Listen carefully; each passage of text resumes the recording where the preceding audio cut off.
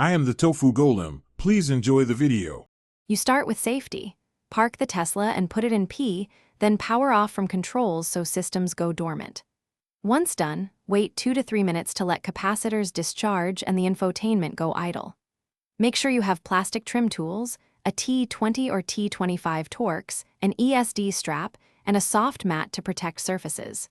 You will work around sensitive electronics, so disconnecting non-essential power and grounding yourself reduces the risk of shorting components. You now remove the surrounding trim to reach the menu switch. Start at a corner and gently pry outward, releasing clips progressively rather than forcing a single point. Once clips are free, locate and remove the Torx screws holding the console in place. Keep screws organized so reassembly is straightforward.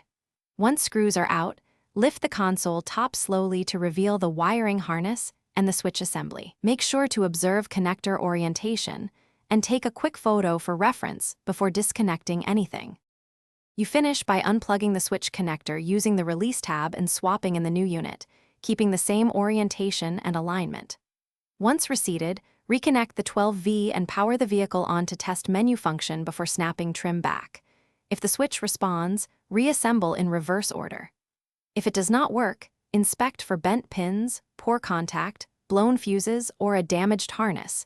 Use a multimeter to check continuity. If issues persist after these checks, stop and consult Tesla service.